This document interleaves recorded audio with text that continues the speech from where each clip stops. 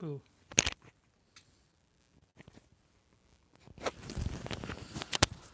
All right, we are live. And I have literally just got home. So, welcome to day 2 of the 31 live days of horror. And this is going to be a shorter video than yesterday. And basically, the reason behind that is my better half is going out of town tomorrow for a week. So, we going to spend the kind of the evening together, just relaxing and enjoying each other's company because I'm going to miss her. She is going out of town for a week now, and then she comes back, and on the around the 21st, she has to go again to Morocco. So I am going to be on my own. All right. For those of you, I do apologize. I did not get a chance to shoot a video introduction for Twitter or for Instagram. So let's do that now while I'm right here. Let's go live, and let people know that we're here so they can come in. So if you have been following this and you followed up on Patreon page as well, you're going to know that we are going to be talking about Terror in the Aisles, which is a kind of a clip film that was done back in the day with Nancy Allen and hey Scholar, you want to let people know that I'm here? I'm gonna tweet live while I'm on here. It's going to be kind of meta, I guess. All right. Let's do this. Ready to be part of it? Are you ready to be part of it? We are talking about Terror in the Aisle. So I know it seems like Halloween too, but it's not. So I'm going to let people know on Twitter that I'm here. Hi there, we are now shooting live in the movie library, day 2 of the 31 Days of Horror, and we're talking Terror in the Aisle. So if you want to meet me there, it's going to be a shorter video, but hopefully it should be fun. There we go. How's that, guys? So who here has seen the movie Terror in the Aisles? If you have, more than likely, you were one of the people that ended up grabbing this back in the day when it came out. This was the original, the 30th anniversary edition of Halloween 2. The big feature on this, oh, Scalder, you so got to see this, is Terror in the Aisle, which was a clip film that played in theaters. It is hosted by Donald Pleasance and Nancy Allen, and they kind of break it up into sections, categories. Like there's things like like sex and terror, and they break it up into different sections. There's movies there like regular ones like Halloween, Halloween 2, Friday 13th, Friday 13th Part 2. Voice Squad is there. There is a ton of films. I mean, if you go and look onto the page, and you'll definitely see it. Now, see, this isn't the Scream Factory one, Scholar. This is actually the one that came out before the Scream Factory one. You can actually find this at your local Walmart for usually somewhere shy around $5 or $8, somewhere around there. And it'll have this cover on it, and you'll see this little thing here. And Terror in the Aisle is not a short film. It's not like a 60-minute thing. It's an actual feature-length film. I don't remember the length of it, so we're gonna check it right now, because I have just gotten home, and there's a horn blaring outside, because of course there is. No Walmart's outside the pond. Tesco? Maybe Tesco have it? So this film originally came out in 1984. I did see this in the theater back in 1984. Let's see what the length of the film is here, because 84 minutes long. 1984, done in 84 minutes. It just goes together. It fits. It suits. And if you haven't seen it, just to give you like an idea of the whole thing, you break it up there. I was just watching it this morning, actually, before I went to work. No Tesco here. I'm running out of places. I really am. HMV. Do you have HMV? Yes, you got that one? But you're probably Amazon. You got to have Amazon. Hey, Mark, welcome. Hey, Joseph. So it's going to be broken up into topics like I brought up here: sex and terror, loathsome villains, like natural terror, stuff like Alligator, for instance, Jaws. Today's movie is Tear in the Isle, the 1984 film, which is kind of like a clip film, the occult and spoofs. And there's a ton of like stuff on this one. The film got I think it eventually got a single release on its own. Yo, Stack, how's it going? But initially, this was only found on this release right here. That you do. But I miss the UK myself. I got up this morning. You know, when you go on your Facebook and you got the memories section. So this time, I guess it was 3 years ago now, I was in London. My first trip there. But I brought it up here to give you an idea because I could not remember everything, every clip that I watched. But to give you an idea of like exactly what's in Tear in the Isle, I'm just going to run through really fast some of them here. I'm not going to go through all of them. But there's Bride of Frankenstein, The Ghost Breakers, Abbott and Costello Meet Frankenstein. It's an excellent film. Scared Stiff, 1953, Strangers on a Train, Cripple Shrinking Man, Psycho, Whatever Happened to Baby Jane, Rosemary's Baby, Wait Until Dark. This may be the first place that I've seen Wait Until Dark. I think I saw it on here. You actually saw the movie. Sisters, The Exorcist, Texas Chainsaw Massacre, Phantom of the Paradise, which I love. Grizzly, Food of the Gods, The Omen, Marathon Man. Eyes of Laura Mars, of course. Silent Partner, anybody that's picked up that Kino release. I haven't got it yet. I got to get it before Christmas, though, because I do want that to be one of my holiday horrors, because that is actually, I do consider that a holiday horror. The original When a Stranger Calls, Friday the 13th, The Shining, Dress to Kill, Alligator, Scanners. It's a whole bunch of them anyway. So this is my personal favorite, like, clip film that came out.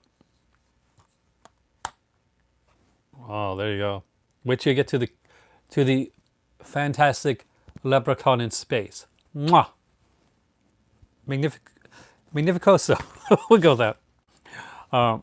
But this is the one for me. This is from my generation, from my era. Is there anything that stands out to you, like a similar one, whether it was like a special trailer tape that you watched or you got back in the day, or some kind of like maybe a sampler that you got from like like maybe you were big on something weird? Actually, you're probably right, Logan. I am no longer Mitten Hans. I am Mitten Spider. I will forever remember that line. Not even going to joke. Jason X. Jason X has one of the best kills. Because that liquid nitrogen, right? Kill. Psh. Ooh, and then we keep upping the ante. It's like we're playing like movie poker, movie space poker, and you know you come in like, oh, what do you got? Well, I got a leprechaun in space right here. Well, I got a Jason X. I got Event Horizon. And Scalder turns his cards around and said, that's really nice, but I got Alien. And then the hands are folded. Good one. And what is Alien? It is a slasher movie in space. It really is. I'm not even joking. It does win. But some people say, hey, Cinema Dave, how do you beat Alien? Get Ripley. I don't think you can for that type. That's like saying, what's the best like movie about a child that grows up to be Satan's like kid? Well, that's probably The Omen, the original Omen. But for me, it's actually Omen 2, Damien. I still like that better. That's kind of my that's kind of mine. And isn't it weird? We start off like on clip films, and nobody has given me an answer. By the way, you just like Sam Neill, Logan. You just like Sam Neill. I don't think it's good, too. But then again, I saw part 2 when I was the same age as Damien in the movie. And there's a relating ability. I'm not Satan's son, but there's you can relate to the fact that here's a guy that doesn't know, that's a teenager, and he finding out about himself. Look at all the parallels, between like adolescence and stuff like that. And he's not quite sure which way he's going to go or who he is. And yeah, that was teenage Aaron. I'm not going to lie, I was not a smooth, slick guy. I was a geek in a time when geekness was not exactly cool to be. Well, there is one Alien box set the one that I know of anyway. There's a few of them. There's with we got the egg one, but I just got the regular one, which is the Alien Quadrology. Actually, I got two. That's a lie. I have an Alien DVD box set, which had a bunch of discs in it, and then I upgraded, and I got the Blu-ray one as well, which was actually pretty cool. I gotta say, I'm missing some of my stuff here. I got to turn this down too. Actually, it's already turned down because I was at work and I can't use my phone on the floor at work.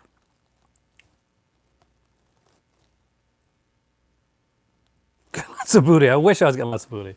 When I was a teenager, Stack Man, look, I'm a geeky guy. Uh, that Aaron, this guy, late bloomer, being honest. Everybody dated, but honestly, I'm an awkward bunny. Totally the truth.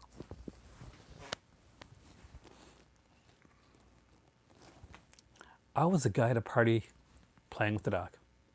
That's me. Uh, so, question, which you guys did not answer, but you don't have to if you don't want to. Do you have a film like that? Like, do you have a tear in the aisle in your life? One that you watched or you rewatched? Is there like a Blu-ray or DVD trailer tape that you watched back in the day, or that you watch now? Something that you go to? Is there a certain maybe even if you want to say like a certain documentary on horror that you find yourself like going back to, like something like Crystal Lake Memories or Never Sleep Again, which are two great documentaries by the way. Or if you like really kind of wackadoodle type stuff, then Room 237, which by the way, that's got some amazing theories in it. Ooh, The Thing. I I would, well, maybe the Thing would be considered maybe like a creature film. I'm not sure. It wouldn't be, I don't think you'd consider it a space film. I think for space films, technically we'll go with like films set in space. So it's still, technically yes, because it's an alien film. But more than anything else, The Thing is an isolationist horror. It's one that deals in isolation and paranoia. And the fact that there's whether it's a monster, a creature from space, or it is somebody, or there's a mysterious killer that you don't know in a closed off area, it's kind of the same type, in my opinion. It's the same type of horror. It's kind of an isolationist, paranoia filled style of horror. One that I actually really enjoy. When you really think about it, like movies like The Thing and those like kind of those paranoia type films, because The Thing really it's a throwback. When you look at like movies like from the 50s and 60s, and you're looking at the I Married a Monster from Outer Space, or the Invasion of the Body Snatchers. There's another one. They all deal with like kind of like, I grew up at a different time than now, when there was before Perestroika, before when it was when they would come in and, okay, this is the thing for nuclear war. Get under the desk. Life advice and movie advice, go for it. It's this is a quick video though, guys. So just so you know. So try to keep movie advice horror related for the 31 days of horror though. I don't think so. I think that is a great like insane theory. And do you know what I think Room 237? Do you know what I think Room 237 means? Watch Lost Soul. It's really, really good. I'm not even joking. It's great. And if you want to pair it with one, and you're like in the mood, you got the time to watch another one.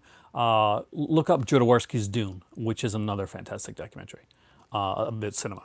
Both those films, Lost Soul, Richard Stanley. It's a great one, and Jodorowsky's Dune is a great like double feature with that. So if you haven't seen that, definitely check it out. because those are two fantastic documentaries. Yes, you should. You watch The Shining first. Read the book if possible, but at least watch the film. Because they're going to throw back the sequences from the original Shining. Watch the original Stanley Kubrick one, like not the miniseries, and it's not going to be as long too, so that's a good thing. But yeah, so watch The Shining before, because there's going to be like parallels. Watch The Shining anyway, but because there's so many like movies and TV shows that like kind of like use things with that. And there is the like if you ever watch Hannibal, the series, though, there's tons of Stanley Kubrick Shining references in that show. About the 3 disc edition is the best one. That's the one with the I think where he does he reads the story, right? And there's like an early edition of the Alan Doc Moreau on there as well, which is super cool. It's excellent.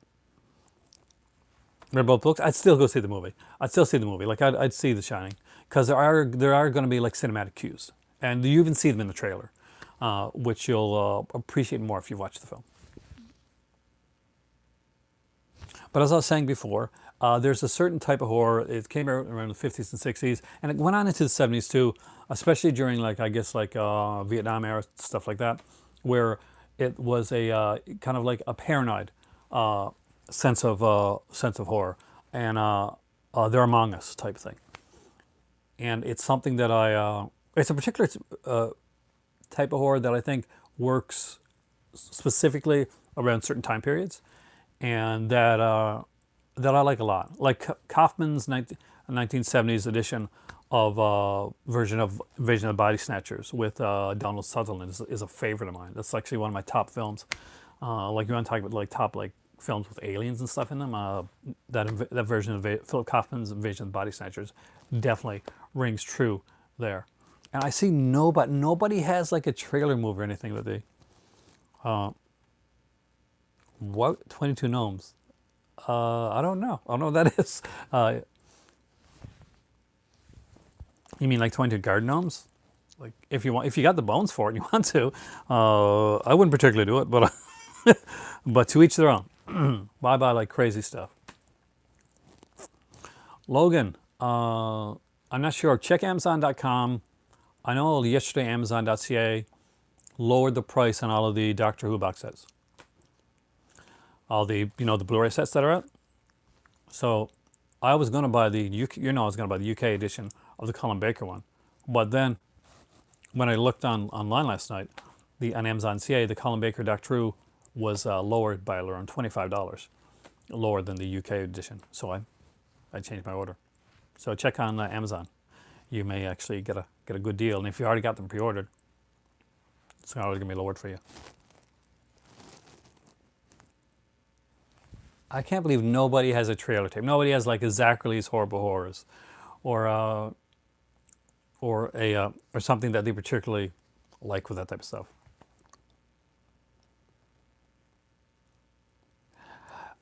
I think Leonard Nimoy kind of like took the role, one because it's a great script and Kaufman's a great director, but also because he gets to really play against the Star Trek type. Like it's a very different Leonard Nimoy than you would see in that.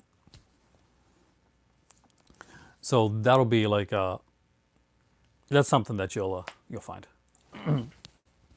I'm a huge fan of that film. I probably should have done that as one of the 31 Days of Horror, but we're talking about it now, so I don't really have to. Tomorrow, by the way, guys, for those that don't remember, I'm on my own tomorrow, so it's probably going to be a much longer video than this one. This one's probably going to run around 25, 30 minutes, just to let you know. So anybody that loves my videos being shorter and more concise, you're welcome. But tomorrow we're going to do like a longer video. I'm going to be going on over not just Child's Play, the 2019 one. We're going to go over the entire Child's Play franchise. We're going to talk about the upcoming TV series. We're going to debate what we think about the new one, what we think about the old one. So that is tomorrow's video. I see that one running a little bit longer, especially if you guys want to converse about that. So if any of you guys are going to be watching Child's Play or one of the Child's Play movies, pick whichever one you want. You don't have to watch 2019 one if you don't have to, if you don't have it. You can watch any of the Child's Play films. We will be talking about them tomorrow. A lot of people like Pet Sematary too. It's one that in its day wasn't liked a lot. Uh, I like Pet Sematary because I'm a real big Medkit fan. I haven't seen the remake yet. But Pet Sematary 2 is one of those that gained a cult following. There's a lot of films that when they came out originally, like you go look at like Fango or Toxic Horror or one of those, magazines that came out in the day, and people like hated on it, like Friday 13th Part 5. So people hated on that, man. And nowadays you'll see like a lot of these films that people were really ragging on, like have gained like a really cult following, a status. I compare it. See, there you go. Definitely check. It's worth checking out, I think. Let me know what you think, Scholar. I'll actually be really interested in your thoughts on Child's Play. I do. I really love. Actually, I've liked all versions of the Body Snatchers except for the Daniel Craig one, which I thought was with Nicole Kidman. I thought was really bad. But I also really like the '90s one. I think that needs a really good edition. It hasn't gotten one yet. It hasn't got like a really good special edition. I think that deserves a good special edition, and it's an underrated edition of Body Snatchers. The two classics are always going to be the Kevin McCarthy one and the Donald Sutherland one. Those are always going to be the go-tos, and whichever one you pick up, you're not going to go wrong either way. They're two fantastic films. Um,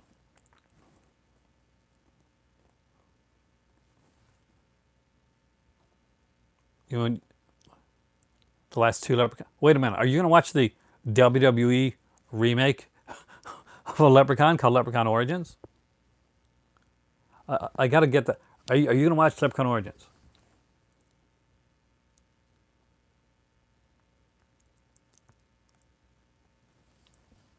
Okay. Do you have alcohol in the house or some other mind-altering substance that can get you through this film? Because I'm going to be honest with you, Leprechaun Origins, it's horrible.